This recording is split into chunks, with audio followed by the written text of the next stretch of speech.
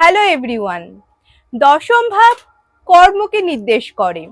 যদি কোনো জাতক জাতিকার জন্মছকে দশম ভাব মেষ রাশিতে পড়ে এবং সেখানে রবি থাকে, সেই ক্ষেত্রে কি ফল হবে?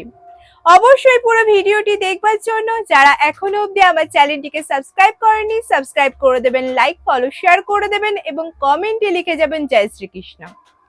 যদি কোনো ব্যক্তির মেষ রাশিটি দশম ভাব এবং সেখানে রবি বসে আছে, তাহলে অত্যন্ত শুভদায়ক। কারণ রবি এই মেষ রাশিতে উচ্চস্থ। সেই ক্ষেত্রে কি ফল দেবে?